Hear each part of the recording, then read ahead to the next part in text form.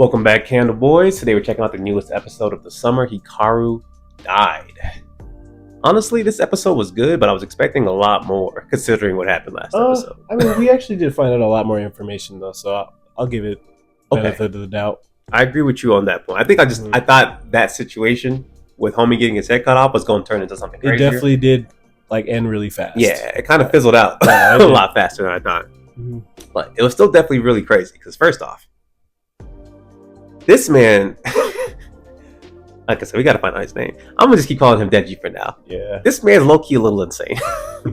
Because as soon as he cut off the head, like, Hikaru's true self starts spilling out of the shell. And I was like, are y'all cooked? Yoshiki had fast thinking though, because he immediately put his head back on. He was like, stick on. I was traumatizing. I ain't going to lie. You know what I'm saying? He tried to really put it back together. And dude's just laughing.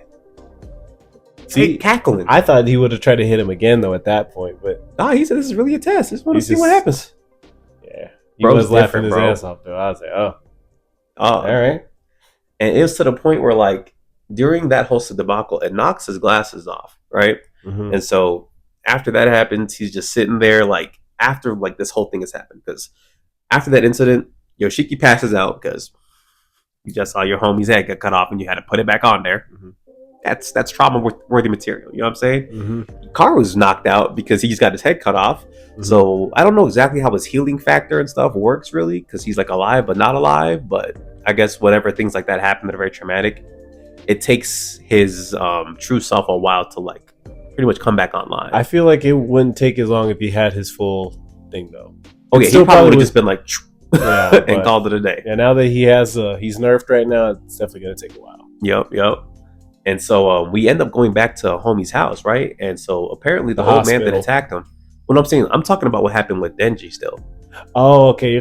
His glasses you're talking about? Okay. So I guess that guy's dad probably died, right? They're saying that he got like a heart attack, but got possessed. So I don't even know what happened to his body for real. We don't really get to see that, which I'm also kind of interested to see what he looks like right now, considering. Wait, he transformed into that thing, right? Yes. And then after that, I know he got kicked into that room, and then that was it. But they didn't show us the body. Yeah, So I want to know what happened. he probably just left the area, and he's still walking around or something in that form, maybe. Yeah, maybe. But it sounded like they had the body though. So did it just unpossess him, or does he look like a weird black-haired person now? Yeah, I don't know, that's bro. Definitely a weird one. Like, these are questions that I have right now. You know what I mean? Valid questions. And first of all, his son's messed up because he was like, honestly, him dying is a weight off our shoulders. Hey, bro. I mean, think about it. Your dad just died. Think about it though. His dad's just talking about crazy shit. Crazy shit every day. Imagine that. They probably just think he's going insane at this point. That's fair. He was probably tweaking him out a little bit. So I get that part. Mm-hmm. But y'all also understand that what he's saying kind of makes sense. No, he's right though. So don't get me wrong, he is right. I gotta take it with a grain of salt when it comes to that. But that's neither here nor there. Because we end up finding out this man Denji's blind. He can only see because of these special prescription glasses he got. Mm-hmm. And so when you add that to the other information we know about him, bro, he's got all these touch marks from all these abnormal creatures. Homie's blind. We know he's potentially missing a couple organs. What is this man's backstory? Bro, he's been through a lot. Or what's it called? The other ghost figures have been using his body for several years. I don't know. Dog's built different, dog. And I'm just sitting here like, because he said once he finally was sitting there, he was like, oh, to think that I got so lucky and I found that entity. And not only did I find it in this era, but it has an identity and it's choosing to weaken itself. Like, this is perfect. What is this man planning? Yeah, he definitely knows. He knows. Yeah, bro. Because he's trying to do. I think he's got a plan that's not conducive to what he's been hired for / what his company actually wants. Yeah, but if he somehow gets rid of Hikaru, right? Yeah, I think that's gonna make it worse. I feel like everybody's gonna now. All the entities are gonna just definitely come out and do what they want to do. Pull up on the whole city, bro. Exactly, because he's not there anymore. Even though they're still doing it here or there. But now that he's actually gone, no, it'll be bad. It's either that's gonna happen or this man Denji gonna have to take out every single one of them. And that's not gonna be able to work because he's letting them go through his body. Yeah. From what I know, I think he'd be able to survive himself, but he's not saving everybody. Yeah, he's not gonna be able to save everybody. Because what's crazy is like we end up finding out a little bit more about the true history of this town, right? And they low-key just be trickling us information piece by piece.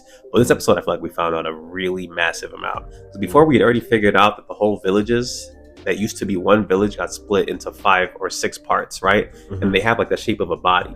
We find out that in each village, right, they have a cemetery or just like a area where they buried particular human remains, right? So they buried arms in one area, like torsos in another area, and each leg, and the only thing that was missing was the skull. And the skulls would have been buried based off of, you know, the pattern in their village, because it's at the head of this body, right? But their village is also the same village where instead of having regular religions like everybody else, they only have a shrine to this mountain god. You know what I'm saying? That they like acknowledge, but also kind of don't acknowledge. It's kind of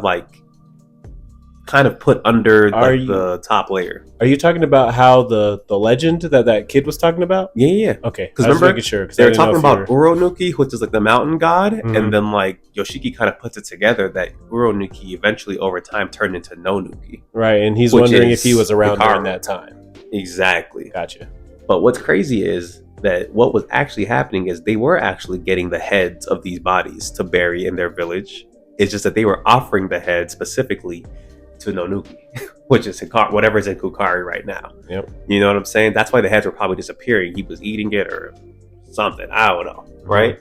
But the problem with the village is that over time, at a certain point, they kind of got greedy because they were having all these issues, and they tried to offer pretty much like more frequent sacrifices is what I got from it, to the point where instead of them giving up the bodies of elderly or like people who are terminally ill, which is what they used to use for the sacrifices, which kind of makes sense, right? People who are already about to die would probably just consent to it at that point. They were just taking innocent people. They took like some random monk that like strolled through the town, sacrificed him, started just sacrificing people under the table.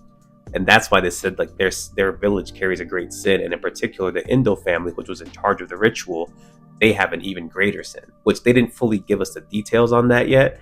But when we go into that shrine, once they finally leave the hospital, there's a whole bunch of heads in there, and all the heads are wooden heads, but they represent all the people that they were sacrificing back then. And maybe those were just the ones that were like not innocent. And that makes sense why the old man was like, "Hey man, go check this place out because your family crazy." Yeah, y'all started this.